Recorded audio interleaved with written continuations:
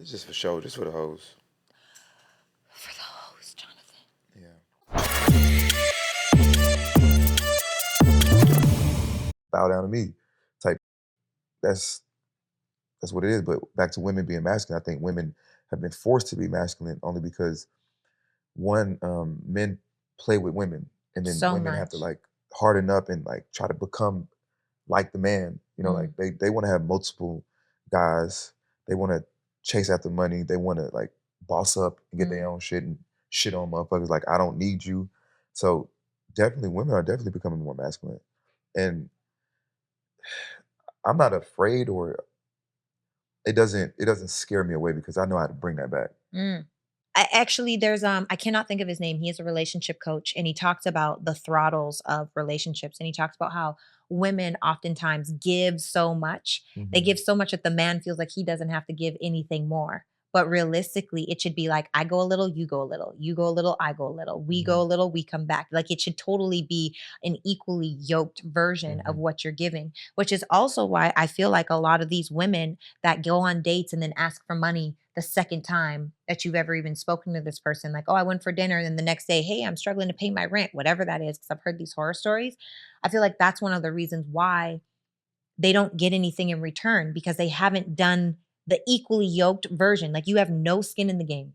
And by that I mean you have no time, no experience, no memories, no enjoyment, no actual knowing of each other before it's like, oh yeah, can you send me $1,000?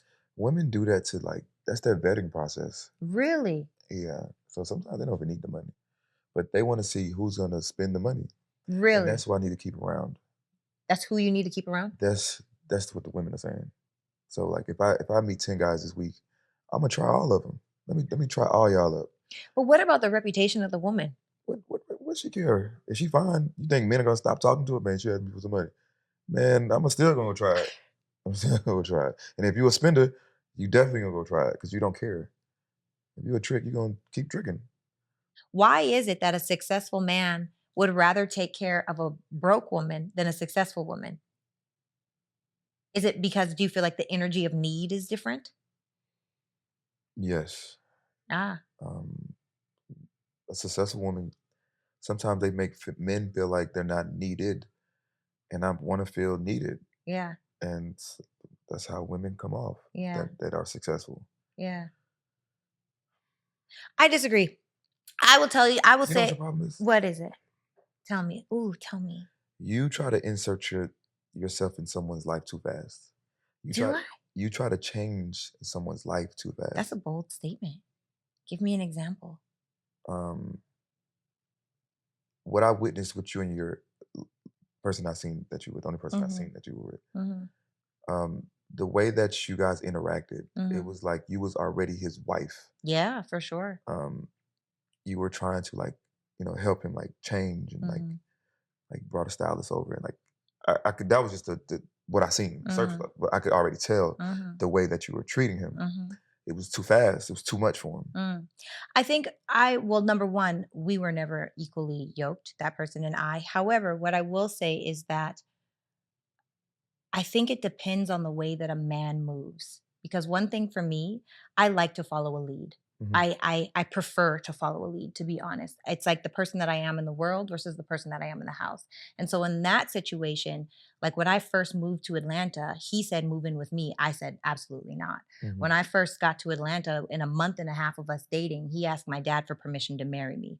So the like while I'm there, which in itself is weird. That's just weird. I shouldn't have been there. And my dad was like, I'm not gonna have this conversation with you on FaceTime in front of my daughter and my wife. Like, we need to have a conversation on our own. And I'm like, oh my God, this is awkward. Anyway, not the point. The point is that if a man is giving me breadcrumbs that, and this is where I'm following, then I become that. If that's what you're, that's what you're reinforcing, that's what you're giving me, I'm Mhm. following your lead. But if you try to lead me this way and then you switch because you're not ready, and then you try to Mhm. lead me this way and then you switch, and then that's why our relationship fizzled so fast, because Mhm. it was a constant on and then off, on and then off, on and then off. Mhm. So I think that number one, I do this. So if you tell me and treat me and talk to me and talk to others and have experiences like I am a wife, and I'm in therapy, I figured this out because I am a wife. I'm just not married yet. Mhm. Right. So inside of that, what I've learned is that um, inspect the person because that person and I never should have been together. He makes money, which is great, but character wise, we're very different. Mhm. Not to villainize either of us, we're just Mhm. very different people. So I think that it's less of I tried to insert myself and more of I trusted a lead he didn't actually have. Mhm. And you're right, it was too much for him. Mhm. I would say that, um, he was just overly excited Yeah. to have someone like you. But when you do come across these type of guys, you have to, like, put up some type of friction. Yeah. You have to make them, like, keep pulling, keep pulling, keep Hmm. and really show themselves, like, Hmm. really prove yourself. Oh, he showed But himself. and another thing too, when women but, He like, showed himself for real. negative or positive? Both. Okay. But I feel like when women show those characteristics, those wife traits, if you give it to me too early, Mm, then, I have nothing to expect later mhm. on. Like, you have to make me like, don't be trying to cook for me all the time and I doing these didn't. wifely things. I never cooked for that man You probably once. don't know how to cook. Let me see First, this. first of all, don't you ever.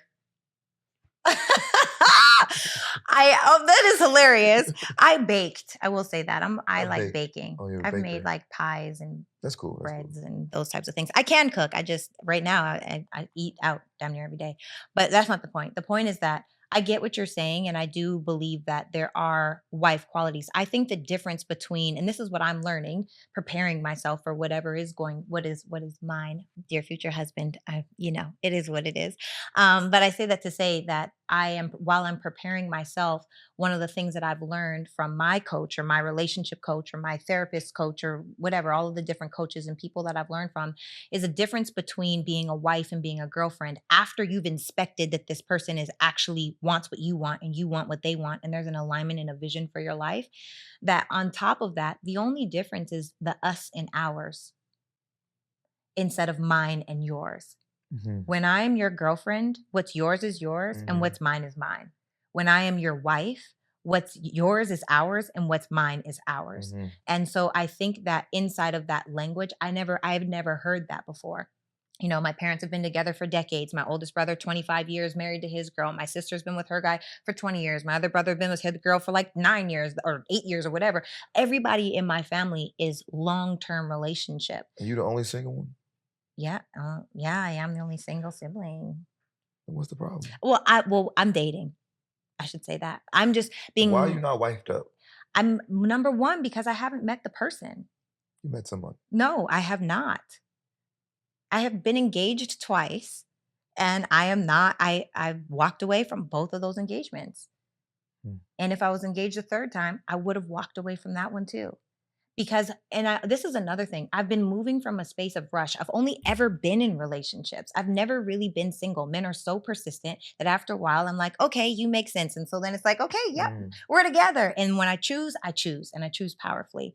And so inside of that, I feel like, um, you know, doing relationship after relationship after relationship is fine, but I don't inspect the person first. Mhm. It's like, this feels good. This feels like it could work. This Mhm. feels like we're aligned. Let's give it a shot. And then you find out this isn't aligned. This is not what I should be with. And so then it's like, well, we're back at square one. And I think the difference for me is I'm not afraid, number one, to be single. I'm not afraid to walk away from a relationship. And I'm not afraid not to settle. Mhm. I'm just not.